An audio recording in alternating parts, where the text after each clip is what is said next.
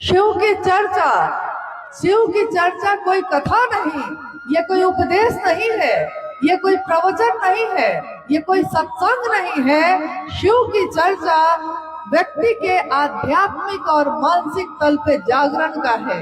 व्यक्ति जग गया, उसके नाम की घोषणा हुई है। आज से अभी से इन्होंने शिव को अपना गुरु बनाया है। और नाम के घोषणा के साथ साथ जैसे ही कोई व्यक्ति ये कहता है, जो आप कह रहे थे थोड़ी देर पहले, जागा जागा महादेव, ये महादेव नहीं सोया है, महादेव तो जगा ही हुआ है। परंतु वो महादेव जो मेरे हृदय में सोया है, मेरे मन में सोया है। दीदी नीलमानंद जी ने कहा, शिव तुम जागो, शिव तुम जो मेरे हृदय में हो लेकिन सो गए हो, इसलिए हम मूल मानवीय गुण को भी भूल गए हैं। मूल मानवीय गुण एक इंसान का गुण, एक इंसान का गुण होता है प्रेम, सहानुभूति, करुणा, ममता। किसी इंसान का ये गुण नहीं होता कि वो किसी से नफरत करे, ये इंसान का गुण नहीं कि वो किसी से जलन करे, ये इंसान का गुण नहीं कि वो किसी को की हत्या कर दे। इंसान का गुण है कि किसी के प्राण को वो बचा ले। इंसान का गुण है कि किसी सोते हुए को कंबल ओढ़ा दे। इंसान का गुण है कि किसी भूखे को भोजन करा दे, किसी को कपड़ा नहीं है तो कपड़ा दे दे। और कुछ नहीं दे सकता, अगर कपड़ा भी नहीं दे सकते, भोजन भी नहीं दे सकते, तो महादेव तो दे सकते हैं। इंसान का ये गुण है कि जीव शिव होता है, और जब कोई शिव होता है तो वो दूसरों में भी वही बांटता है, शिव ही बांटता है। जो मेरे दिल में होगा वही हम आपको दे सकेंगे। मेरे दिल में अंधेरा है तो हम आपको अंधेरा ही देंगे। मेरे दिल में अगर रोशनी है, चिन्मय ज्ञान की रोशनी है, तो हम आपको भी रोशनी ही देंगे।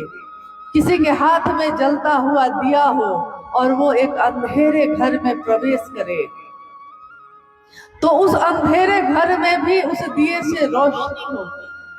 मेरे हाथों में अगर रोशनी है तो हम आपके घर में भी रोशनी लेकर जाएंगे।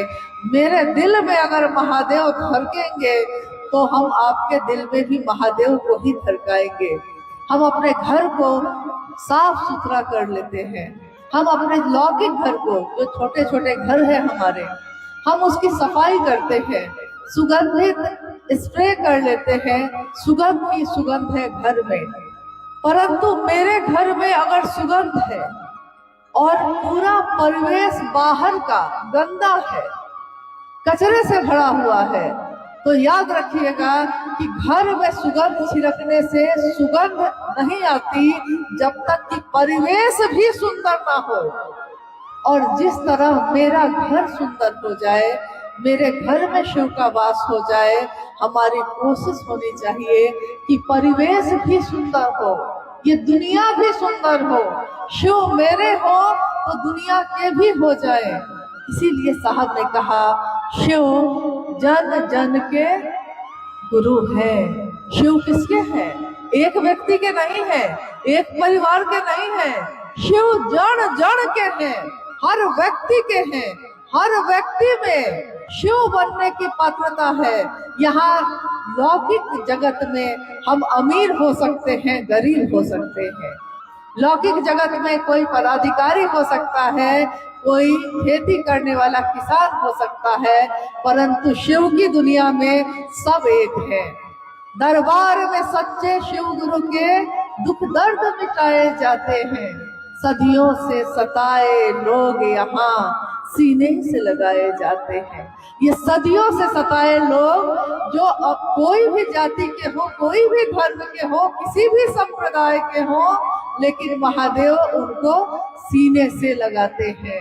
चाहे देवता हो, चाहे राक्षस हो, महादेव के सामने जो झुक के जाता है, चाहे वो जहरीला सांप भी हो, लेकिन अगर उड़ के बल जाता है, सीने के बल जाता है, तो महादेव उसको सीने से लगाते हैं।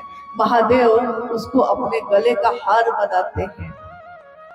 हम चाहे अच्छे हो, हम चाहे बुरे हो, मैं भला हूँ कि बुरा हूँ, महादेव मेरी लाज रखना, मेरी लाज तू ही रखना। तेरे नाम से जानता है, जो कौन किसके नाम से जानता है। आज अगर हम और आप यहाँ इकट्ठे हुए हैं, कोई भी अगर अरवल में आया है और महादेव की बात के लिए आया है, तो वो किसके नाम से आया है? वो महादेव के नाम से आया है।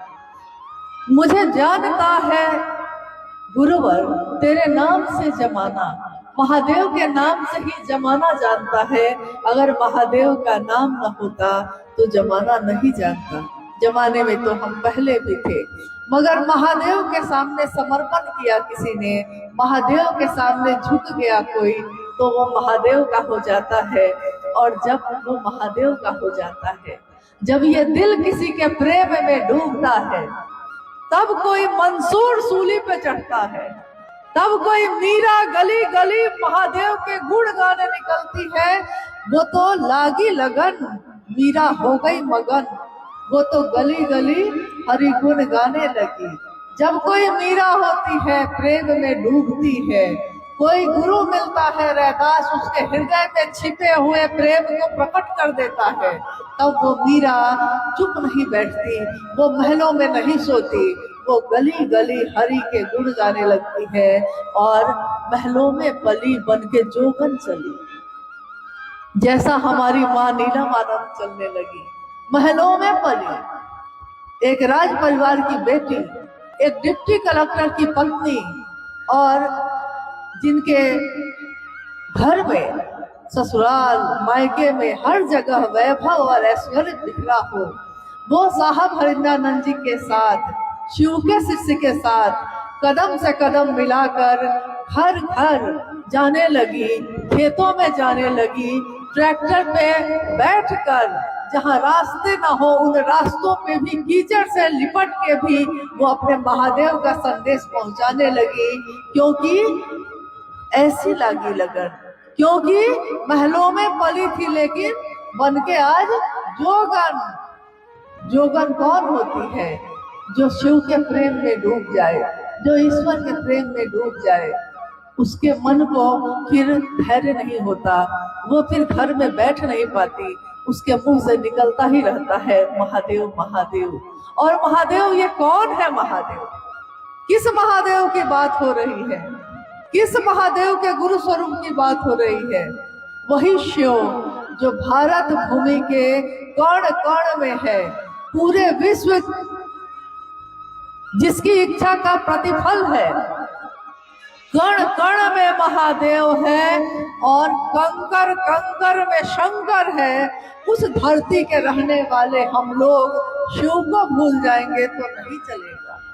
महादेव मुझको याद रहे, महादेव मेरे अपने बने रह जाएं। जिस तरह मेरा बेटा है, जिस तरह मेरा पति है, जिस तरह मेरे माता पिता है, हम अपनों का सौदा नहीं करते। जिसको हम अपना बना लेते हैं फिर उसको बदलते नहीं, जो मेरा है वही मेरा रहता है। इसीलिए भारत के रहने वाले लोग अपना भगवान नहीं बदलते, वो अपना गुरु नहीं बदलते, अपना कर्तव्य का पथ नहीं बदलते। ये रास्ता है शिव शिष्यता का। शिव के शिष्यता के राजमार्ग पे आज दुनिया के सारे लोग चल रहे हैं और उनकी मंजिल एक ही है और एक ही रहेगी हमेशा। मंजिल है भगवान शिव स्वयं। स्वयं भगवान शिव ही हमारी मंजिल है। रास्ते पे बहुत लोग मिलेंगे, लुभाएंगे, भटकाएंगे। हो सकता है आपको लगेगा कुछ देर के लिए कि अच्छा ही तो है, रुक जाते हैं, परंतु याद कीजिए साहब हरिंद्रानंद जी की उस वाणी को, जिस वाणी में उन्होंने कहा कि मेरा रास्ता जो है जब से चला हूं, जब से चला हूं मतलब कब से चला हूं। 31 अक्टूबर 1948 को उनका जन्म हुआ सिवान के अमलोरी नामक ग्राम में। बालक का नाम रखा उनके माता पिता ने हरिंद्रानंद, बालक हरिंद्रानंद, जिनके पिता उस समय एजुकेशन के बड़े पदाधिकारी, शिक्षा पदाधिकारी थे और उस समय बिहार और झारखंड एक ही था। बालक का नाम हरिंद्रानंद रखा गया और नाम के अनुसार ही उनके आचरण भी होने लगे। बचपन से ही उनमें अलौकिक जानने की इच्छा थी। ये इच्छा धीरे धीरे बढ़ती चली गई और अपने 12 साल के जीवन में 13वें वर्ष में जब उन्होंने प्रवेश किया तो उनके मन में एक ऐसी घटना हुई जिसने उनके मन को मोड़ दिया चमत्कार सीखने के लिए, और वो गुरु की खोज में चल पड़े। 1961 की ये घटना है जब साहब पहली बार शमशान की भूमि पर अपने कदम को रखते हैं। सन 1961 में पहली बार वो अपने घर से निकलकर एक अघोरी के पास गुरु की खोज में शमशान भूमि पे पहुंचे। हमको आपको अगर आज कोई कह दे कि शमशान भूमि चले जाओ तो हमको भय लगता है। 5 आदमी भी साथ में हो तब भी भय लगता है, दिन के उजाले में जाना हो तब भी भय लगता है। परंतु सोचिए कि उस बालक हरिंद्रानंद जी के मन की दशा उस समय क्या होगी, क्या ढूंढ रहे थे वो, क्या खोज रहे थे वो, जिस खोज ने उनको शमशान तक पहुंचा दिया। और उसके बाद सिलसिला शुरू हुआ कब्रिस्तान का, शमशान का, मंत्रों के जप का, कुल कुंडली का। इन साधनाओं से, उपासनाओं से, आराधनाओं से गुजरते हुए उनका जीवन आगे बढ़ता गया। जब हमारे जीवन में कभी आध्यात्म ज्यादा भारी हो जाता है तो लौकिक जीवन छूट जाता है, और अगर लौकिक जीवन भारी हो जाता है तो आध्यात्मिक रास्ता छूट जाता है। परंतु गौर करिएगा इस बात पे कि साहब हरिंद्रानंद जी के जीवन में लौकिक और पारलौकिक दोनों चीजें संतुलन में चली।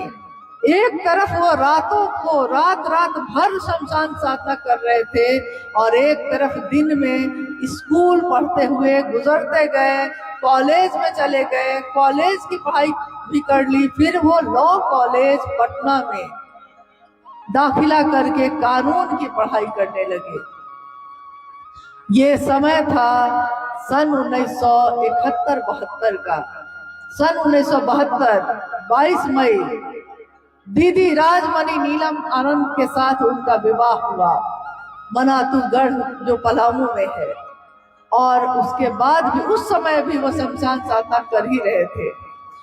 आपके अरवल के बगल में एक जिला है आरा।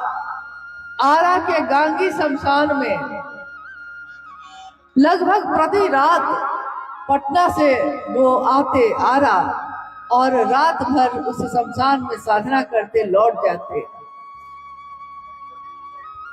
उन्होंने 12 साल के बाद जो सिलसिला शुरू किया था वो अगले 1974 में, जब उन्होंने उस आधी रात को आरा के गांगी शमशान में सोचा था कि मैं पिछले 14 वर्षों से महादेव के रास्ते पे चल रहा हूँ, चमत्कार की दुनिया में प्रवेश किया है मैंने, न जाने कितने तरह के लौकिक और पारलौकिक चीजों की साधना आराधना कर रहा हूँ, कुछ भी हासिल नहीं है, हाथ खाली के खाली है। अगर कोई लक्ष्य लेकर आप चलिए और 14 साल तक लगातार कोशिश करिए और आपके हाथ खाली रह जाए तो कैसी निराशा होती है, कैसी हताशा होती है। वही निराशा, वही हताशा उस दिन उनके मन में उपजी। उन्होंने अपने जीवन को देखा, मैं पिछले 14 वर्षों से चल रहा हूँ, कुछ भी हासिल नहीं हुआ, और हताशा में, निराशा में उन्होंने एक प्रण लिया, सोच लिया कि आज के बाद मैं भगवान को ही अपना गुरु बनाऊंगा। अभी तक उन्होंने शरीरधारी लोगों को अपना गुरु बनाया था, लेकिन उस दिन एक घटना जो उस समय घटित हुई है, आधी रात को आरा के गांगी शमशान में साहब के मन में एक मंत्र ने, जो प्रतिदिन हमारे घर परिवार में, मंदिरों में ये मंत्र पढ़े जाते हैं, लोग सुनते हैं, सुनाते हैं, लेकिन सबके मन पे वो असर नहीं होता जो असर उस दिन साहब हरिंद्रानंद जी के मन में हुआ।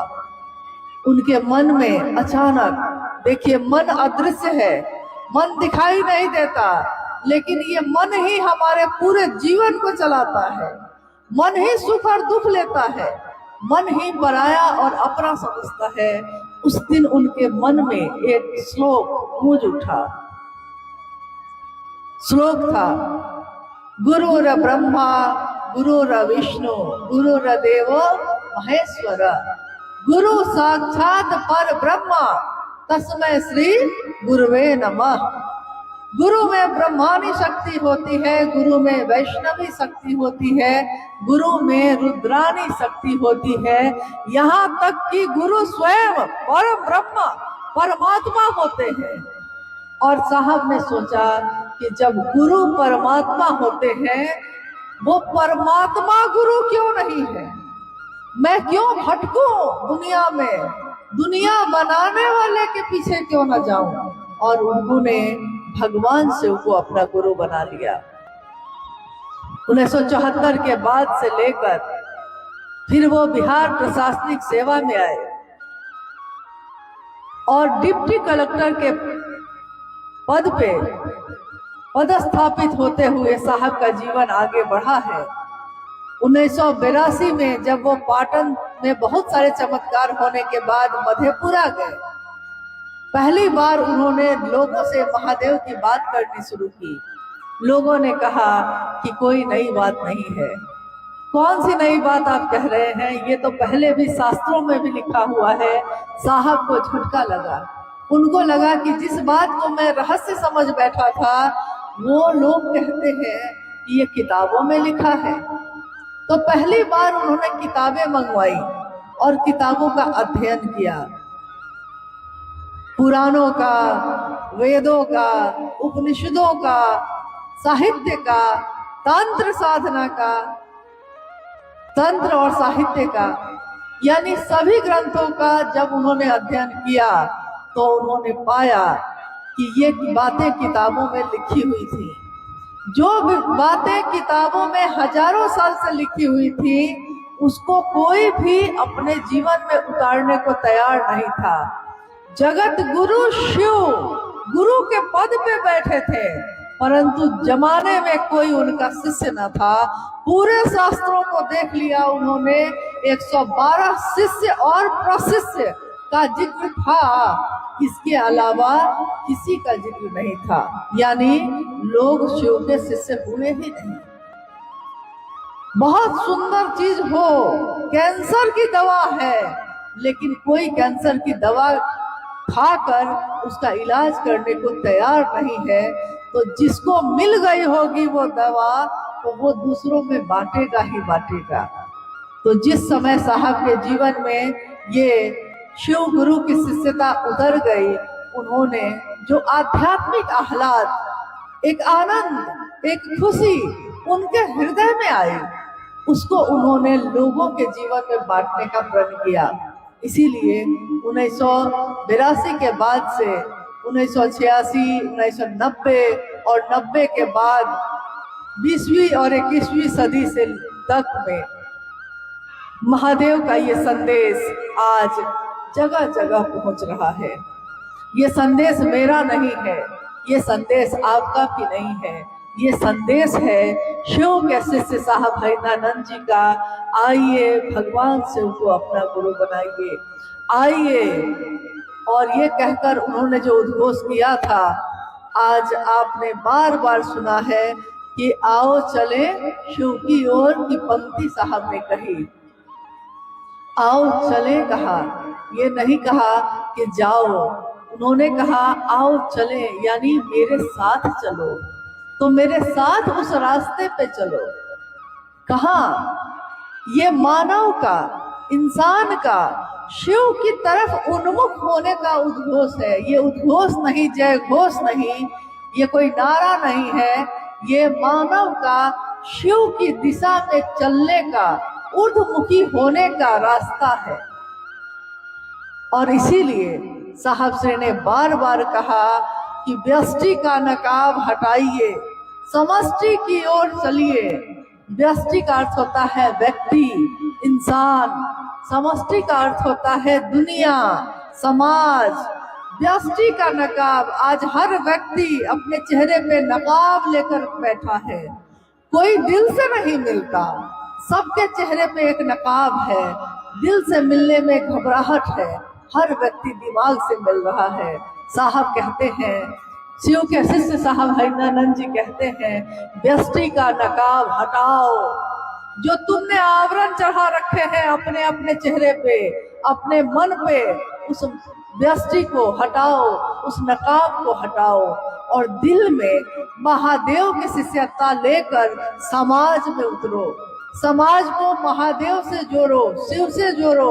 अगर ये दुनिया शिव के साथ जुड़ेगी, अगर दुनिया के लोग महादेव के साथ जुड़ेंगे, तो साहब कहते हैं कि मैं नहीं जानता कि शिव के बिना ये दुनिया कैसी होगी, इस दुनिया की दशा और दिशा कैसी होगी, परंतु यह मैं जानता हूँ कि शिव के साथ, शिव के सानिध्य में ये मानवता सबल होगी, सुगंधित होगी, सुवासित होगी। अस्तु, आओ चले शिव की ओर। इसलिए हम सभी का ये धर्म है, ये कर्तव्य है, एक शिव शिष्यता का भाव है कि हम सबको चलना है अपने महादेव की तरफ। रास्ते में लोग मिलते हैं, गले से लगाते चलिए, शिव को देते चलिए, लेकिन रुकिए मत, चलते चलिए। मंजिल दूर है और मंजिल अभी पानी बाकी है। आज का ये शिव गुरु महोत्सव जो यहाँ के सभी गुरु भाई गुरु बहनों ने अथक परिश्रम के साथ आयोजित किया है, उसमें आप सब बैठे हैं, हम सब भी आए हैं। आइए हम लोग कुछ जिज्ञासाओं पे बात करते हैं, अगर जिज्ञासा आई होगी तो आई। जी जी जी। कुछ गुरु भाई गुरु बहनों के द्वारा कुछ जिज्ञासा आई हुई है, उसको हम लोग सुनेंगे। बनो तो शिव, रहो तो शिव, जियो तो शिव, मतलब क्या है? ये पंक्ति है साहब हरिनानंद जी की। याद रखिएगा, जिसकी बोली होती है, जिसकी आवाज होती है, जिसका संदेश होता है, उस वाक्य में, उस मंत्र में, उस अक्षर में उस व्यक्ति की ताकत होती है, उनकी ऊर्जा होती है। मंत्र में मंत्र के देवता की ऊर्जा होती है। उसी तरह ये वाक्य है, बनो तो शिव, रहो तो शिव, जियो तो शिव। ये पंक्ति है साहब हरिनानंद जी की। इसलिए इस पंक्ति में जो उन्होंने कहा है उसमें उनकी ऊर्जा है, इसमें उनकी शक्ति है, ताकत है, जिसमें वो कह रहे हैं कि कोई डॉक्टर बनना चाहता है, कोई इंजीनियर बनना चाहता है, कोई किसान बनता है, कोई नेता बनता है, कोई अंतरिक्ष में जाने की चाहत रखता है, कोई पाताल में जाने की चाहत रखता है, लेकिन सबसे सुंदर पक्ष एक इंसान का क्या होता है? वो चाहे दुनिया में जीने के लिए जिस भी काम को करे, अगर उस काम में आध्यात्म शामिल हो जाए, शिव शामिल हो जाए, तो हर वो काम सुंदर हो जाता है। तो बनना है तो शिव बनो, बनो तो शिव। बाकी सारे पद उनसे छोटे ही हैं, बाकी चीजें छूट सकती हैं। पकड़ा है आपने आज, लेकिन क्या ये अस्थाई है? आज जिस स्थान पे आप हैं वो क्या हमेशा आपके साथ रहेगा? नहीं, मिला है फिर छूटेगा, फिर मिलेगा फिर छूटेगा। क्योंकि दुनिया में आज जो चरम पे है, कल को वो ना होंगे। साहब ने बार बार कहा कि बहारे दिन है, आज बहार के दिन है, तो आप भूल जाते हैं अपने पीछे के जीवन को, आने वाले जीवन को। आपको लगता है कि आज का जीवन ही सबसे अच्छा है, आप नहीं जानते आगे क्या होगा। बहार दिन है चंद रोजा, बहार के ये दिन चंद रोज के होते हैं। बहार दिन है चंद रोजा, न चल यहाँ सर उठा उठा कर, अकर के मत चलिए, अहंकार में डूबकर मत चलिए, कब छिन जाएगा आप क्या जानते हैं। न चल यहाँ सर उठा उठा के, कज़ा ने, वक्त ने, काल ने, मौसम ने कज़ा ने ऐसी हजार सूरत बिगाड़ डाली बना बना कर, न चल यहाँ सर उठा उठा कर। मौसम ने कितने लोगों को बदल दिया, बिगाड़ दिया, लेकिन शिव की शिष्यता एक ऐसा भाव है, एक ऐसा परिचय है, एक ऐसा रूप है कि हम कुछ भी होंगे जीवन में, मगर शिव के शिष्य तो होंगे ही होंगे। हो सकता है मेरे पास से सब कुछ छिन जाए, ये लौकिक जीवन बदल जाए, मेरा आज का परिचय धूमिल हो जाए, परंतु शिव की शिष्यता नित्य है, नवीन है, सुंदर है और अस्थाई है। सत्यम शिवम सुंदरम है, सत्य जो बदलेगा नहीं कभी, शिव का साथ कभी बदलेगा नहीं, सुंदरता जिसका कभी क्षय नहीं होता, ऐसा सत्य, ऐसी सुंदरता जो कभी घटती नहीं है। तो बनना है तो बनो तो शिव। साहब श्री ने कहा रहो तो शिव, रहना है इस जीवन में तो और सारे रूप बदल सकते हैं, लेकिन शिव का रूप नहीं बदलेगा। रहना है तो शिव जैसा रहिए, जीना है तो जियो तो शिव, जीना है तो शिव जैसा जीना है। कैसे जीते हैं शिव? शिव कैसे जीते हैं? यहाँ तक कि शिव के मंदिरों में भी आपने देखा होगा कि कहीं कहीं मूर्ति है, अक्सर जगहों पे शिवलिंग ही है, प्रतीक है। शिव कैसे है? तस्वीरों में जो शिव है किसी ने तो बनाया होगा, किसी ने तो शिव का वो दर्शन किया होगा, तब उसने चित्र में उकेरा होगा। शिव चित्रों में कैसे हैं? अन्य देवी देवता सिंहासन पे बैठे हैं, अन्य देवी देवताओं ने आभूषण ऊपर से नीचे तक पहन रखा है, परंतु शिव के बारे में कहा जाता है कि त्रैलोक को देने वाले हैं, त्रैलोक पति हैं, तीनों लोकों के पति हैं। तुम त्रिभुवन गुरु वेद बखाना, तीनों त्रिभुवन के गुरु हैं, सब कुछ है, आदि है, आदि योगी है, आदि गुरु है, महाकालेश्वर है, महायोगेश्वर है, नटराज है, नीलकंठ है, न जाने क्या क्या है वो, लेकिन वो महादेव जो सब कुछ है, चित्र में देखिएगा कि कैसे बैठा है, निहंगी,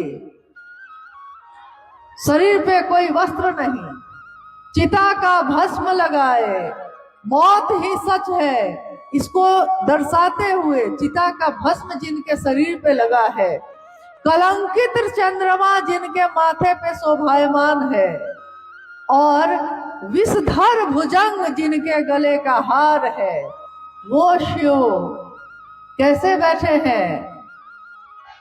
परम अवस्था है शांति की, शिव के साथ अतुलनीय शांति मिलती है।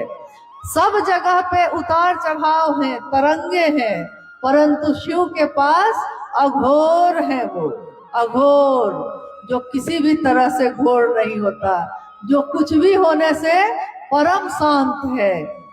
तो साहब ने कहा जियो तो शिव, जो दूसरों को कल्याण कर देने के लिए विष भी पी जाता है, हलाहल का पान करता है मान के साथ, ये नहीं सोचता कि दुनिया ने मुझको क्या दिया है। जब देवताओं ने, राक्षसों ने हलाहल दिया तो मान सहित विष खाई के शंभु वै जगदीश, मान के साथ विष को भी खा लिया और शंभु इसीलिए जगदीश हुए, जगत के ईश हुए, ईश्वर हुए, क्योंकि ईश्वर बनना आसान नहीं होता, तो बनना है, रहना है, जीना है तो शिव जैसा जीना है, जो परम शांत है, दूसरों का कल्याण करते हैं, कभी किसी का अहित नहीं सोचते। शिव के शिष्यों को भी कभी किसी का अहित नहीं सोचना चाहिए और ना अहित करना चाहिए।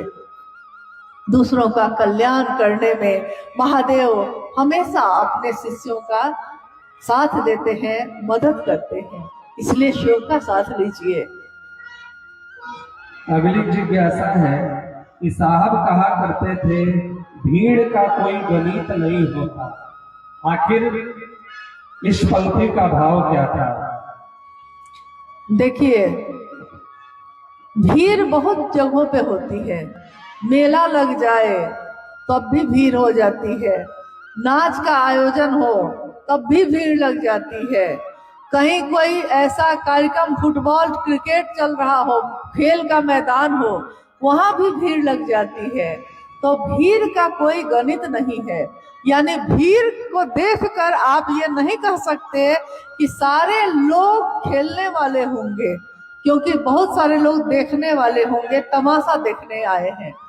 लेकिन क्या शिव की शिष्यता भी तमाशा है? क्या शिव की शिष्यता भी दर्शक बनने की प्रक्रिया है? नहीं। शिव के शिष्य चाहे एक दिवसीय कार्यक्रम करते हैं, चाहे वो छोटे छोटे साप्ताहिक चर्चा स्थलों को चलाते हैं जहां 50, 100, 200 लोग आते हैं, चाहे वो लाखों की भीड़ में जाते हैं, तब भी शिव का शिष्य हमेशा स्वयं और समूह को शिव भाव से भरने की मानसिकता में ही जाता है। उसके लिए शिव का शिष्य भाव, उसके लिए अपने गुरु शिव की गरिमा तमाशा नहीं है, उसके लिए ये दर्शक दीर्घा बनाने की प्रक्रिया नहीं है, इश्क है, ये तमाशा नहीं है। इश्क है, मोहब्बत है, प्रेम है, और प्रेम में दिया जाता है, प्रेम में लिया नहीं जाता। प्रेम जब हो जाता है तो पूरी दुनिया भी एक तरफ हो जाए, अकेला भी आदमी खड़े होके यही बोलता है, जिस तरह कभी मंसूर ने कहा था, जब उसने कहा कि खुदा है, खुदा है, और राजा ने कहा कि मैं ही खुदा हूँ। मंसूर कहता रहा, मैं थोड़े ही बोल रहा हूँ, मेरे अंदर कोई है जो बोलता है, मैं बोलूं तो चुप हो जाऊं, लेकिन मेरे अंदर से जो बोलता है तो मैं चुप कैसे रहूं? तो राजा ने उसको सूली पे चढ़ाने की सजा दे दी थी। इश्क था वो, खुदा से, ईश्वर से प्रेम है। तब मंसूर ने सूली पे चढ़ के जो कहा था, वही बात साहब ने कितनी बार कहा कि चढ़ के सूली पे मंसूर बोला। सूली पे चढ़ गया वो, मीरा जहर का प्याला पी गई, लेकिन सूली पे चढ़ के उसने कहा कि इश्क है ये, तमाशा नहीं है। तमाशा थोड़े ही है कि बदल जाऊंगा। शिव शिष्यता तमाशा नहीं है, ये भीड़ को पैदा करने की जगह नहीं है, ये हर व्यक्ति की चेतना में शिव को जगाने की विधा है, ये तीनों शुद्ध स्वस्फूर्त जागरण करने की विधा है। ये काम नहीं है कि देखा देखी कर लिया है, मशीन की तरह कर लिया है, नहीं। हर व्यक्ति महादेव से दया मांगता है, हर व्यक्ति अपने गुरु का काम करता है, अपने गुरु की बात दूसरों से करता है। भीड़ में बैठते हम जरूर हैं, लेकिन इस भीड़ में बैठा हुआ हर व्यक्ति शिव का शिष्य है, और एक शिव का शिष्य हजारों लाखों लोगों को शिव शिष्य बनाता है। इसलिए शिव की दुनिया में शिष्य होते हैं और शिष्य की दुनिया में शिव होता है। ये तमाशा नहीं है, ये भीड़ इकट्ठा करने की जगह नहीं है, ये प्रेम की जगह है। इसलिए आपने देखा होगा कि किसी किसी कार्यक्रम में, शिव गुरु महोत्सव में लाखों शिव के शिष्य इकट्ठे हो जाते हैं, लगाव है, चुंबक की तरह सारे लोग जुट जाते हैं, परंतु कब आते हैं, कब बैठते हैं और कब उठकर धीरे धीरे सब के सब चले जाते हैं। आज तक शिव गुरु महोत्सव में या शिव चर्चाओं में आज तक कभी भी महादेव की असीम दया से कभी भी कुछ भी अनहोनी नहीं हुई, क्योंकि स्व अनुशासन है, ये गुरु का अनुशासन है, शिव का अनुशासन है, तो शिष्य अपने गुरु के अनुशासन में रहता है। इसीलिए शिव के शिष्य अपने गुरु शिव के अनुशासन में बैठते हैं, सुनते हैं और लौट कर फिर चले जाते हैं, दुनिया में अपने गुरु के नाम का झंडा फहराने। झंडा एक ही होता है, याद रखिएगा। झंडा पे याद आया, जैसे हम लोग भारत देश के रहने वाले लोग हैं, तो इस देश का झंडा एक ही है। इस देश में अलग अलग जाति धर्म संप्रदाय के लोग रहते हैं, परंतु जब झंडा तोलन होता है तो एक ही झंडा होता है और उसी के नीचे सारे लोग खड़े होते हैं। शिव की शिष्यता में भी झंडा हमेशा महादेव का बुलंद होगा और फहराने वाले साहब दीदी होंगे। सारे शिव के शिष्य एक ही झंडे के नीचे होंगे, कोई दूसरा झंडा यहाँ कभी भी नहीं होने वाला है। इसलिए मेरा अनुरोध है कि आप सभी गुरु भाई गुरु बहन अपने दिल में महादेव को उतारिए और दूसरों को भी महादेव से जोड़िए। खुद से जोड़ने की कभी कोशिश मत करिएगा, क्योंकि अगर मैं खुद से जोड़ भी लूं किसी को तो उसको 2 कदम भी चलाने में मेरा सामर्थ्य नहीं है। अगर शिव का शिष्य किसी को महादेव के तरफ बढ़ा सकता है तभी उसको महादेव के शिष्यों को बुलाना चाहिए, और अगर वो नहीं चला सकता है तो उसको ये आध्यात्मिक अपराध कभी नहीं करना चाहिए। शिव चर्चाओं का आयोजन हमेशा सदैव शिव के लिए होता है, इसीलिए इन सभी आयोजनों को हम अपने गुरु के चरणों में समर्पित करते हैं और उनसे अनुरोध करते हैं, अपने गुरु शिव से ये कामना करते हैं, ये याचना मांगते हैं कि जो साहब ने चाहा है कि हम सभी का मन शिव की दया की अतल गहराइयों में समाहित होता रहे, हम सभी शिव शिष्यों का मन इस प्रेम में डूबता रहे, इसका कोई तल नहीं होता, प्रेम में संतुष्टि नहीं होती। आप चाहे 50 आदमी को आज शिव शिष्य बना लीजिए, परंतु कल आपके अंदर फिर से ये प्यास जग जाएगी। आपको लगेगा कि कल किया था, आज तो नहीं किया। प्रेम कभी संतुष्ट नहीं होता, देना चाहता है अपने प्रेमी को। शिव से प्रेम करने वाले शिव को शिव की शिष्यता देना चाहते हैं। साहब दीदी ने भी उपहार में हमेशा यही मांगा कि अगर दे सकते हो तो मुझको शिव का शिष्य देना, और कुछ भी नहीं मांगा हमसे आपसे। तो हम अगर उनको कुछ दे सकते हैं तो सिर्फ शिव का शिष्य ही दे सकते हैं और कुछ भी नहीं दे सकते।